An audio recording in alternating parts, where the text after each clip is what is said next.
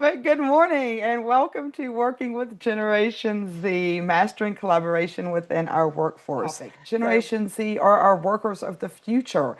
They have the opportunity, or we have the opportunity rather, to help mold them and shape them so that they're set up for success. And they bring some excellent energy and innovative ideas to the workforce that we're going to discuss during this webinar. So again, this webinar is designed to just zero in on that specific generation, Generation Z, and we're going to talk about qualities that make them unique, generational qualities that might sometimes be a little challenging to work with a little bit, maybe sometimes, but then also the things that they bring to the workforce that are incredibly rewarding. And in the end, this is just the gateway for all of us to have successful futures and work together. So let's get started. All right. So before we jump into our objectives, I just wanted to start off with some introductory information here and make sure we are all on the same page about what a generation actually is. So it is typically defined as a period of around 20 years. And during this period, or during this webinar, again, we will be discussing Generation Z. Generation Z is noted as being born between about 1996 and 2012. Sources vary on that a little bit. And currently, these folks are 13 to 28 years old. So they're getting ready to have birthdays. Woohoo! Okay, so that's where we stand with our Gen Z coming into the workforce. And generational theory is defined as a theory of social science. It's based on the idea that a generation in which people grow up does affect their worldview. So, as we just saw, some 96% of people said, yes, in fact, something that happened during their generation, whether that would be Vietnam or the AIDS epidemic or 9/11, did it in fact affect them and how they see the world. People of the same generation often have similar values and characteristics, which can be predictors of demeanor and expectation. So much of the time, you know, baby boomers might all have a similar feeling about one thing because they all went through seeing their family members go to the Vietnam War. So there are different things, and that's just a very generalized example. But again, just different ways each generation is affected by different things.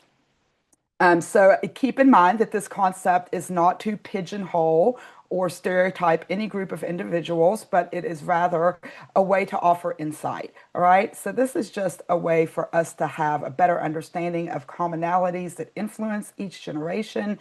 This is a way that we can help each other build better working relationships, reduce conflict, and improve overall productivity. So now let's take a look at those objectives for this first course, or for this session rather. Our first objective is going to be to identify what characteristics set Generation Z apart from those before it. Second, we are going to define what makes working with Gen Z both rewarding and challenging. And then we're going to formulate effective strategies for successful work relations with Gen Z. All right, so if you're on the line and these images are familiar to you, then you're probably a baby boomer. You're still working hard, you're looking incredibly forward to retirement, and you're doing your part to bring up the younger workforce, and it's a lot, we know, thank you. These images, though, on the flip side, if they look familiar to you, you're probably part of Generation X. You're trucking along like you always have, independent, confident. We're really sorry that you keep having to change your musical playlist with each new technological error. Yeah, we're all frustrated by that. All right, and not to leave this one out, but if these images are familiar or significant to you, then you're probably a millennial. You guys grew up quick and you've seen a lot of things change. So my unsolicited advice, be proud of yourselves and just keep swimming. All right. So, not that we want to leave anyone out, but this webinar again is all about Generation Z. Again, they're already in the work world and they're working right beside us. They make up about 27% of the workforce currently in 2025. So, it'll be interesting to see how that number increases as we go into 2026.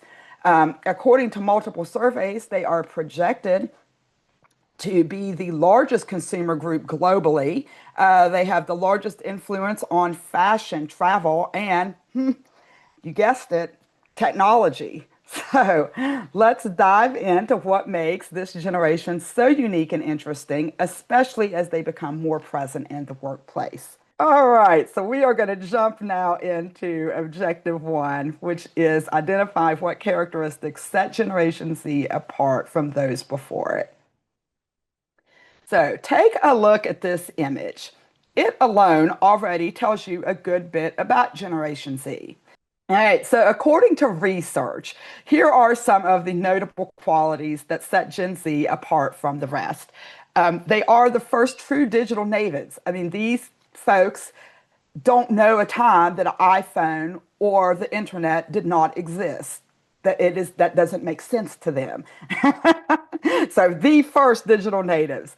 They are also used to being completely immersed in technology, as many of you already identified. So, because this is what they are used to, they would likely feel quite peculiar, probably even have a meltdown if they had to go for long periods of time without their technology or their devices. Other things that set them apart are that they have been, because they've been constantly immersed in technology, they do have strong digital skills. They're very, very comfortable navigating online platforms. But there are also a few drawbacks to that, which we will discuss a little bit later. And they have been instrumental in normalizing conversations about mental health, work-life balance, and general activism. So on the job, things are a little bit different. So that was basically just some, qualities that make the generation unique in and of itself. But when they're on the job, they also bring some unique qualities. The first thing is that Gen Z really does value having a flexible schedule. And that goes back to helping out with that work-life balance thing. And we'll talk about that again a little bit more later. They also prefer AI-driven tools like instant messaging and collaborative software. Somebody asked me yesterday, well, what's collaborative software? And I was like, had to think about it a minute. So like things like ChatGPT, this, Zoom, doing things like this. They like this kind of software and working with technology to assist with their communication. Uh, let's see what else. They also want to be able to have meaningful work and opportunities for career growth. And it's more about the career growth that research notes sets them apart from previous generations. These guys are all about getting to their dream job. And we'll get a handout at the end of the webinar that gives you a little reminder about that. So what else on the job? Some other characteristics are that they do have an entrepreneurial mindset, and this leads them to seek out opportunities for growth and impact. Also, where previous generations perhaps had to maybe say adapt to integrating races and women into the workplace, this generation, they absolutely expect it. Absolutely expect it. The majority of Gen Z are advocates for race and cultural inclusion, and they will challenge traditional hierarchies. It's also important to Gen Z folks that their role at work align with their personal values. And perhaps unlike previous generations, these young folks do seek frequent feedback and recognition, a point we'll touch on also in Objective 2. So that now brings us to Objective 2, which is to define what makes working with Gen Z both rewarding and challenging. So, according to Jeffrey Scott, Senior Hiring Manager at Resume Genius, Gen Z has already shaken things up. But he says, quote, they're not here to break things. They bring a unique blend of talent and bold ideas that can rejuvenate any workforce, end quote. I believe Mr. Scott is accurate in defining some of the positive or rewards that come with working with Generation Z. Additionally, this generation is one of the most educated generations. And because of this, they want to continue learning and they have this just drive to succeed. So look at this as a major reward and use their curiosity and their drive to grow them and build them into our next leaders. They are also most likely to be your technology gurus. But keep in mind that just because they are comfortable with the tech and they don't mind having it, that doesn't necessarily mean that they want to be tech support to be their side job. So, if you see somebody in the office who's comfortable fixing the problems, scope it out, figure out who that person is, and then go from there. But just don't assume, oh, they all know how to deal with tech so they can fix it. All right. Next up, they also want community. So this is huge for them. The desire to connect and build is definitely a sweet reward. This helps in so many aspects of the workplace. This helps with our emotional intelligence. It helps with our communication. It helps with psychological safety. And because they are so interested and invested in diversity, not just from the point of view of race relations and gender, but also through identity, culture, and orientation, they will want to build a workplace that is representative of their personal values. Again, we'll discuss this more in Objective 3. Like most things in life, you can't have the sweet without the sour. So, how do we learn if we aren't presented with some challenges? And it's important to keep in mind that Gen Z or anyone from any walk of life, honestly, coming into the workplace is going to have different ideas, different perspectives, and a whole list of things that could possibly make them a challenge to work with. But challenges presented by Generation Z are acknowledged as unique, but are not intended, again, to stereotype or alienate individuals, as we mentioned in the introduction. So let's take a look at what some of those challenges might be. Because Gen Z does favor digital platforms for communication, this can create a bit of a disconnect, as you're already telling me, a bit of a disconnect with older generations when it comes to just general communication. They might not seem to want to speak up in meetings or really have face-to-face phone conversations with coworkers. But this isn't really a fault per se, simply a place where you may need to find some middle ground where both parties are comfortable and you know what you need to do to get the job done. All right. The next thing is, and some of you already have brought this up in the chat, so this is fantastic that you're aware of this. They will challenge traditional work structures and the status quo. This generation is not known for holding back. Yes, as someone said, because I said so is not an answer. They want more. They expect more than that. And they're going to tell you if your style is too old school. They are going to actively seek participation and contribution. And pecking order isn't exactly something that they're about. Again, they support and believe in inclusivity and collaboration. So that's something that's a little bit different about them. Again, the work-life balance expectations can be a challenge. All right. Why is this a challenge? Well, many companies, they do a good job of trying to work with their employees about accommodating, days off and doctor's appointments and things like that. But if you do have a Gen Z working for you and you do not try to make those accommodations, or you are, very hardcore about not being flexible, this is where you might run into problems because they are known to job hop if they don't quite get those flexibilities. That's a big deal for them, and they're going to look for it in the jobs that they're seeking. And lastly, here under our challenges, it can come off as nagging or annoying that this generation is very used to instant feedback, as several people already noted. So, yes, this is instant feedback. Why? Because, well, I blame the internet. They're used to having everything instantly, instantly, instantly. And because of that, they want that feedback instantly as well. So we'll discuss some ways here in a few moments on how to work this in and make this effective, rather an effective strategy rather than a challenge. All right, so this does now bring us to Objective 3. Now that we've looked at some of the rewards and the challenges, we are now going to talk about formulating effective strategies for successful work relations with Gen Z. So I'd like to kick off our final objective with a little bit of humor. And so, of course, this is in good fun, no harm intended. So take a few moments to have a read and a giggle.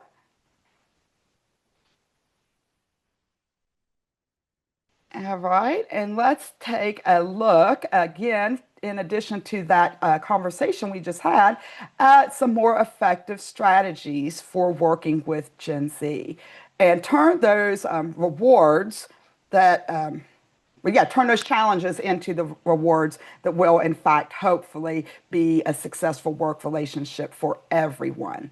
So, back in Objective 2, we mentioned that Gen Z really wants to have, their personal values reflected in their workplace. So here is a short list of ways that we can maybe attempt to succeed to do this. So one of those things might be by sharing the company mission statement, or if you have a vision statement, some people call them that as well.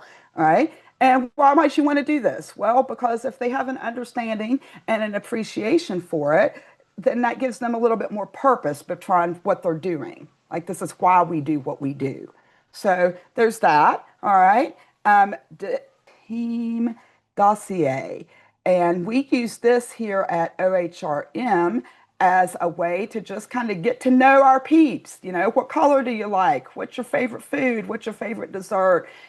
All these different fun little things. And that sheet that she did upload for you, you can edit, you can change the columns around or change the categories. If you don't want favorite color, you can change it to favorite animal, whatever it might be.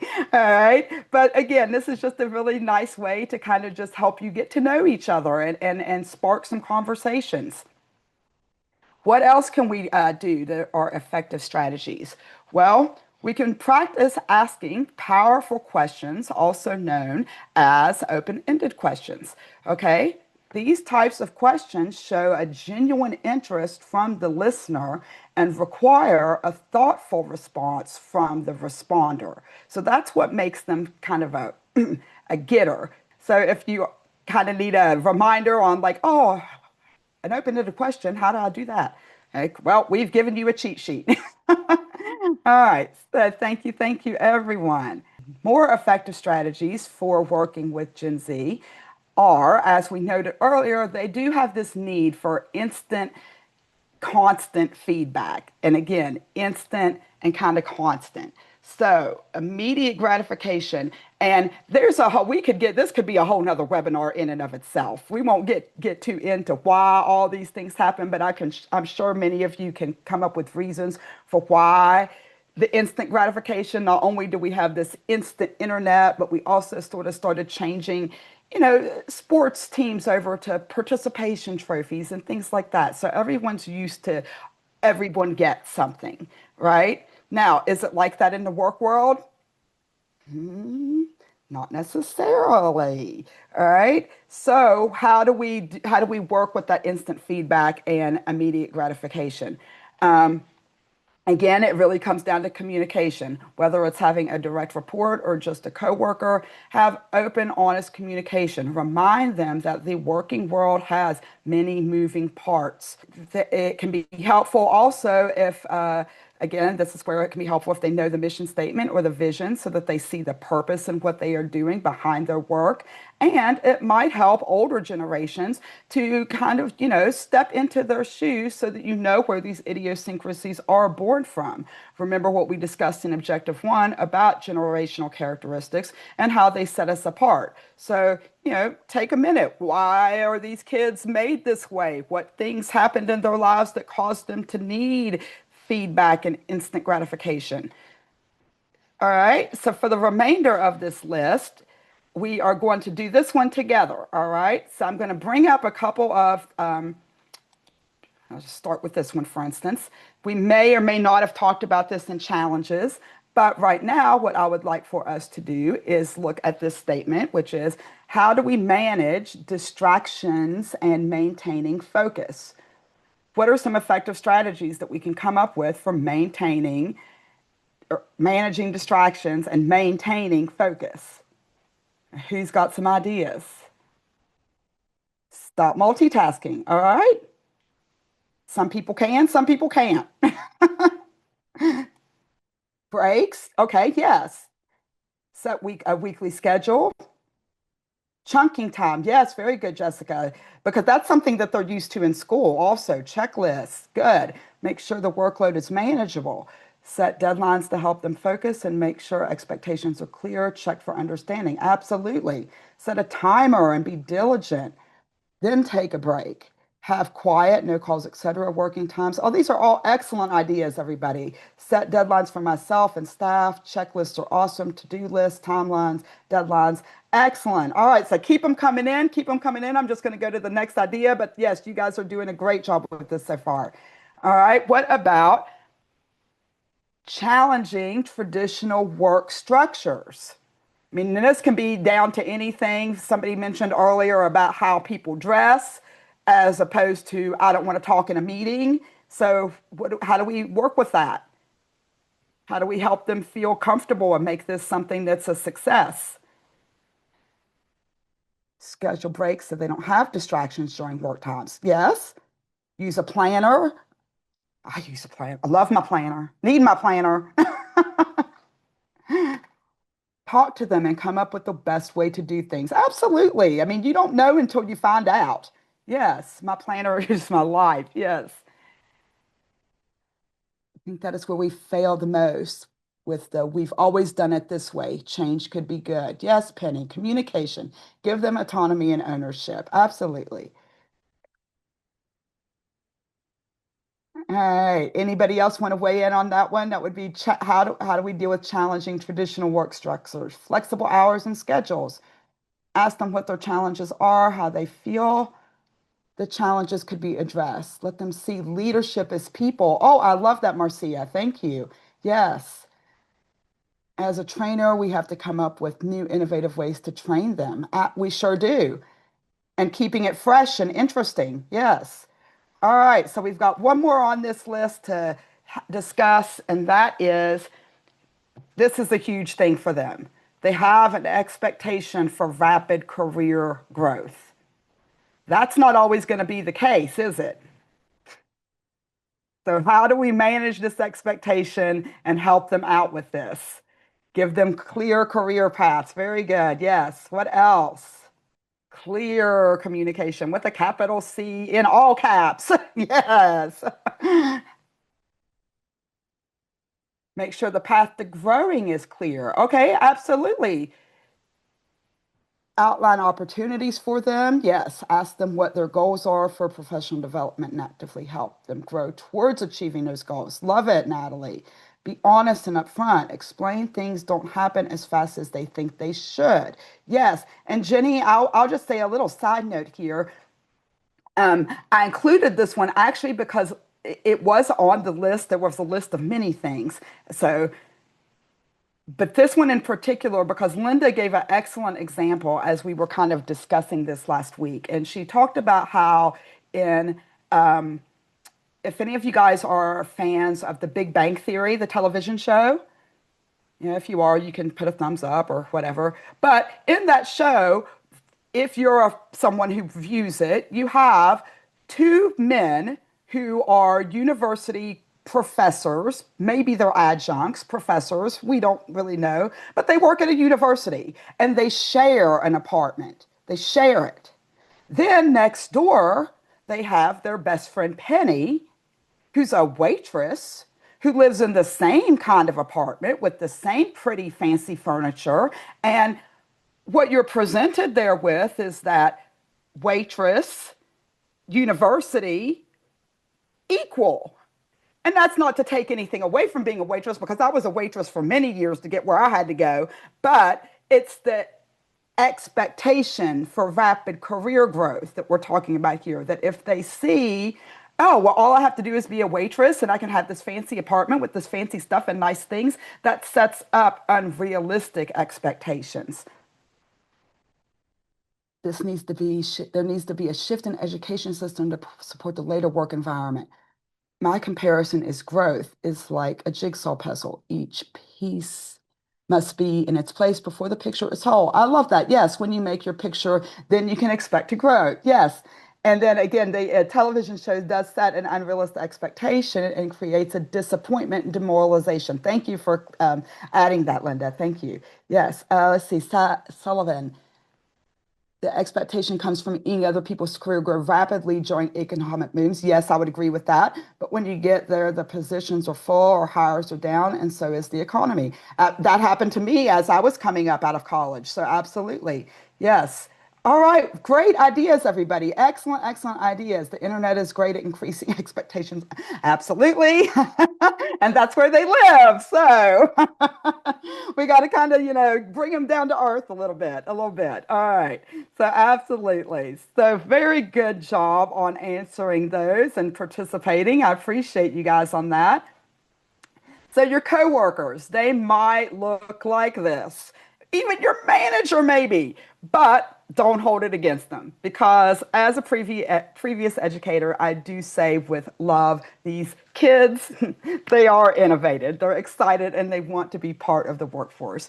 They bring amazing ideas and energy that is needed to many places where complicity and the same old have become norm. So don't judge them. Don't get too frustrated. Everyone be patient.